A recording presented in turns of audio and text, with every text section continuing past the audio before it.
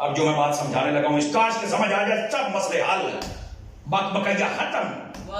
یہ ہے کئیوں کو خماری جنہوں نے پلے تک نہیں ہوتا وہ ہمارے بزرگوں کو باتیں کرتے ہیں. کوئی امام نورانی کے خلاف باتیں کرتا ہے، کوئی بابا خادم رضوی کے خلاف باتیں کرتا ہے، کوئی ریاض قادری کے خلاف. ہر ڈھک کو اپنی زبان کر کے رکھ دیا کہ تیری زبان بندے کا پتر بن.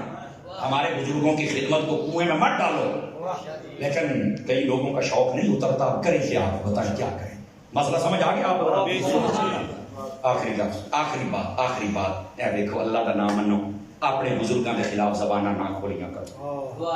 سمجھ آ رہی ہے میری بات؟ یہ میں اس لیے بات کہہ رہا ہوں کہ مجھے آج اچھا مجمع اور اچھے علماء نظر آئے تو میں نے کہا چلو یہ پیغام آگے بھی میرا پہنچے گا اللہ کے فضل سے. اور ہم چاہتے ہیں کہ یہ تلخیاں ختم ہو جائیں اور اسی صورت میں ہو سکتی ہیں کہ ہم کوئی بات بھی ایسی کریں کہ اگلے بندے کو سمجھ بھی آئے. سمجھ آ رہی ہے؟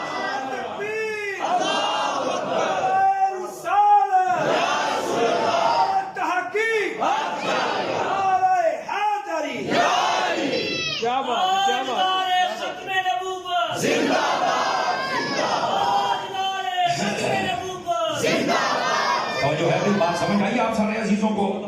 سبحان اللہ فرما سکتے ہیں آپ؟ یہ ہے میرے عزیز اصل بات. قرآن مجید پر بات کرنی تو بڑی آسان ہے لیکن اس کے تمام تر حقائق کو جان کر بیان کرنا یہ اللہ کے فضل سے صرف اہل سنت کا کام ہے.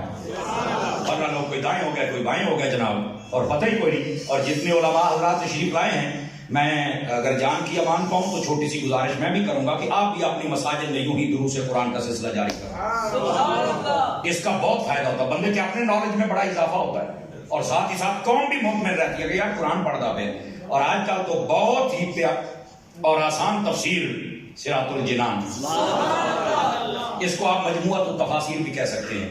میرے شیخ الحدیث والتفسیر حضرت علامہ مفتی محمد قاسم عطاری صاحب نے لکھی ہے. بہت لاجواب تفسیر ہے، آسان بھی بہت ہے اور اس کے اندر تقریباً تمام تفاسیر کا تقریباً نچوڑ موجود ہے. ہاں اس کے اندر تقریباً.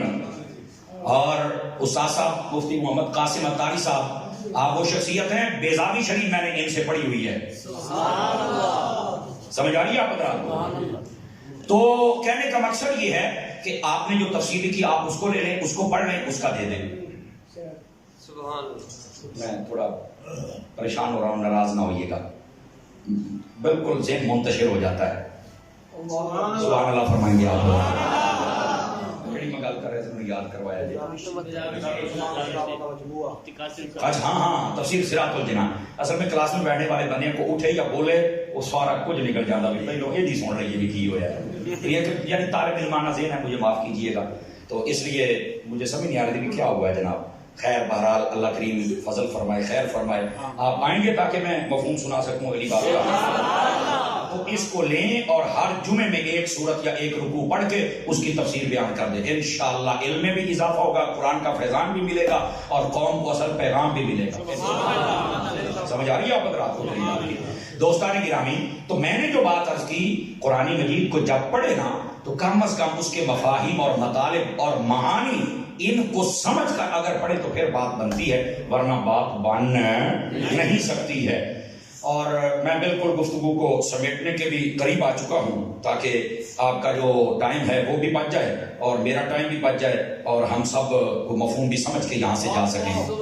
گرامی قدر حضرات یہ یاد رکھیے، جب آپ نے تفسیر سننی ہے، یہ سب سے خاص پوائنٹ اس تقریر کا عرض کر رہا ہوں آپ سے، کبھی کسی بد مذہب سے نہیں سننی ہے. کاری سب کہڑی لوڑ سی گل کرنے دی، میں کہ میں تم دس رہا کہڑی لوڑ سی، ایڈا فنکار نہ بنیا کر. سمجھ آئی نا؟ جڈا تیرا قادر تو اوڈا ہے، تو سانو مشورے نہ دے، اسی تیرے تو بہت دین پڑھے اللہ دے فضل دے نال. سمجھ آ پڑھ کے ہے کوئی پتہ ہے کوئی مشورے سانو. ایو گل بابا جی خادم حسین رضوی صاحب کرتے ہوندے سی. وہ جدوں کوئی گل کرتے سن نا تو کئیوں بڑی پیڑ ہوندی سی، وہ کہندے یار میں ہن تہاڈی گل کیویں کراں، میں پڑھی کوئی نہیں، میں وہ کراں گا جیڑی میں پڑھی ہوئی اور جو قرآن میں ہے اور حدیث میں ہے. سمجھ آ رہی ہے میری بات کی؟ تو وہ بات کرنی چاہیے. اب لوگوں کو اور قاری صاحب اسی سن سارے دی مرضی اپنی کری دی. میں کہ بلے ہو شیرا، پتہ اس دن لگنا جلے سوتے سوتن تیری گڑیاں چاہیے، پتہ اس دن لگنا جلے تو پیو دا ختم بھی کوئی نہ دعایا تینوں پھر سمجھ لگنی میں مکیتا کی ہے جو ہے کہ کوئی نہیں ہے. اس واسطے یہ کمزوریاں نہ دکھایا کرے. کسی بد مذہب سے آپ نے سننا نہیں ہے، اس کی وجہ یہ ہے کہ جب وہ قرآن اور حدیث پڑھ کے مانی بھی آپ سمجھے کہ شاید ہی سارا کچھ کرتا پہ ہے تو پٹڑی سے اتار دے گا آپ کو. اس کی مثال آپ دارمی شریف اٹھائیں، سنن دارمی میں یہ موجود ہے. علامہ ابن سیرین یہ وہ بندہ ہے جو خوابوں کی تعبیریں لکھتا ہے. سبحان اللہ کہہ رہا ہوں. یہ خوابوں کی تعبیریں لکھنے والا بندہ ہے. آپ کے پاس ایک شخص آیا، ہائے ہائے ہائے ہائے، کتاب الرؤیا پوری خوابوں کی تعبیر ہے، کتاب ہے باقاعدہ طور پہ موجود ہے. اچھا، علامہ ابن سیرین کے پاس ایک شخص آ گیا اور آگے پتا کیا کہتا ہے؟ توجہ ہے میری طرف آپ کو؟ کہتا جی میں نے آپ کو قرآن کی ایک آیت اور اس کا ترجمہ مفہوم سنانا ہے، سنیں گے؟ فرمان نہیں. بندے 5-4 بیٹھے ہو سر پریشان ہو گئے حضرت صاحب یہ کی انہیں آ گیا تھوڑا جا ٹائم میں دے دیو. آپ نے بات چپ نہیں سننی، میں نے تو تب کا ہمارا ڈر گیا جناب. انہیں جو تیسری بار آ کر آپ نے چیچی چکی، چیچی اے چیچی سمجھ دیو چک لیا اینج کر کے آپ نے اینج کیتا یہ سمجھ آ جائے اینج کر کے نا آپ نے فرمایا اینی بھی بیان کرے تو میں نہیں سنی دوڑ جائے تو